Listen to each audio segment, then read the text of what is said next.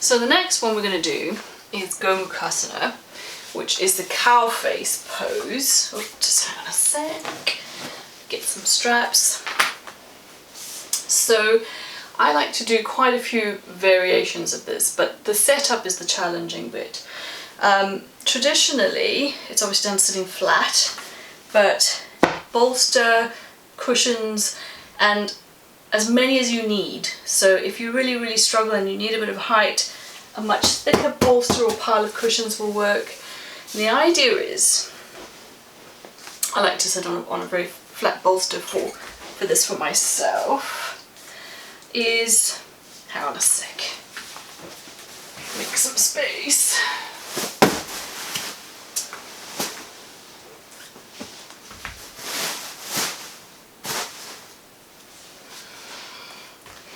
To take one leg, wrap it under as if you're sitting cross-legged, but you're trying to bring the heel towards the opposite sitting bone, to the outside of the opposite sitting bone. Then the other leg stacks on top, okay? So it's not standing up. The top foot also comes to the side of your the other sitting bone or the other thigh or hip as much as you can get it. And we're trying to stack one knee on top of the other. You can press, if you've got the capacity, press them so that you get one knee on top of the other. If all you can do is kind of get there and you've got another leg up there, that's fine. Prop as much as you need to. Again, blankets, cushions, anything you need. Just to make sure that you're sitting comfortably, that the legs are starting to externally rotate at the hips, and that most importantly you're not feeling anything in the knees.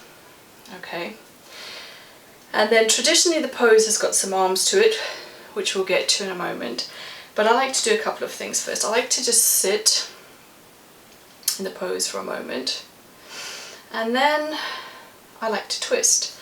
So to the side of the top leg, I like to just take one arm behind me, the other arm just using it as a lever to help lift and twist, and breathe, and you hold that for a couple of moments, and then come back to the front. And then I like to do the arms. So traditionally, I keep saying traditionally, the arms, you take one arm up with the other arm down and around, and I'll show you what that looks like from the back in a moment. If you can't clasp your hands, we then have a strap to make that happen. So there is what I do mean by tradition is you just clasp your hand and you hold and you breathe. I do another little activity sometimes which I got from Ray Long, yoga orthopedic surgeon, I think he is as well, and I find it really helpful for the rotator cuff muscles. So we'll start like this, and then just to show you what happens at the back, we take one arm up and bring it so that the hand is coming down your back. The other arm, we turn the palm to face the back, wrap it around, and we bring the hands to clasp together.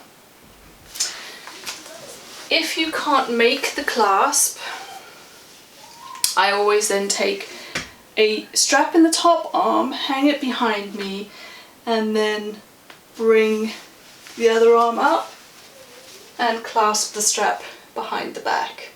Okay, so when I'm doing the Ray Long version, I always use the strap anyway. And what we do with that is holding the arms behind you. You've got the strap in both hands. You can draw the hands a little bit closer together as you sort of creep them closer together on the strap. And then with your lower hand, you pull the strap down. So you're drawing the strap down, like you're trying to stretch it away from the other hand. And at the same time, you press that lower hand strongly into the back. So you're really pressing the back of the hand into the back. You're pressing it in and you're drawing the hand down, and you keep breathing.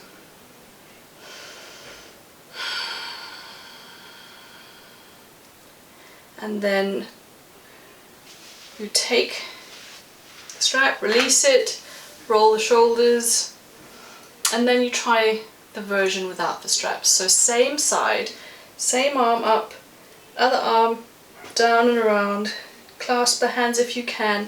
If you're not a clasper and you need the strap anyway, you hold the strap, but then don't do the pulling and the pressing. You just hold and see if you can get your hand a little bit closer together. Hold that for about half a minute or a couple of breaths, and then we come out.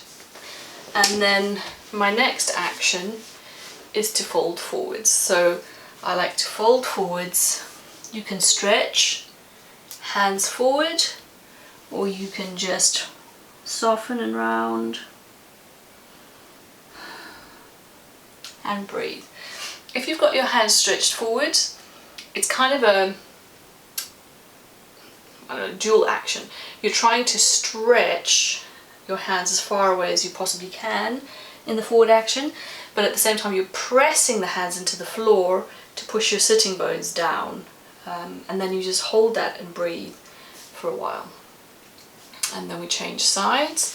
So uncrossing the legs, take your time to set up on the other side. So one leg under, foot next to your sitting bone, other leg on top, foot next to the outer thigh.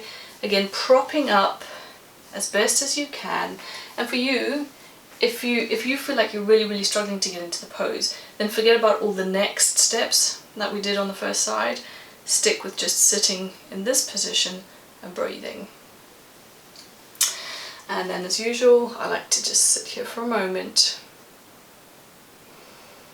breathing. And then take a twist. Again, holding that for 5 breaths, half a minute, however much time you've got, and breathing.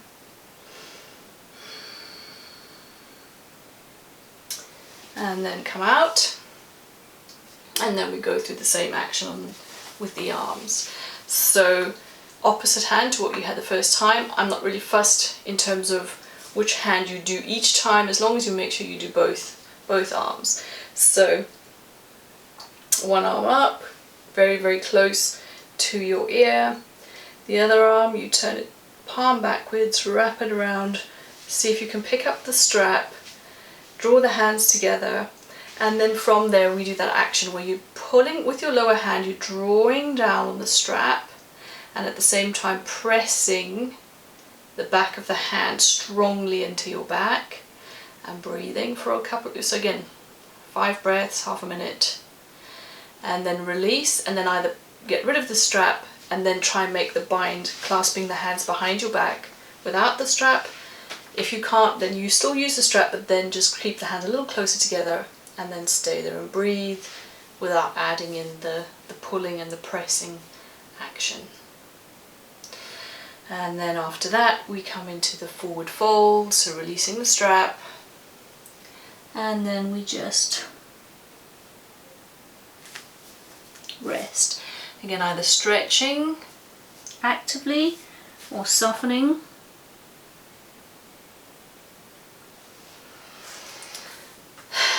And that's several versions of Gomukhasana. So I am rushing through these poses, but that is really more just so that you can see what they are rather than doing them with me.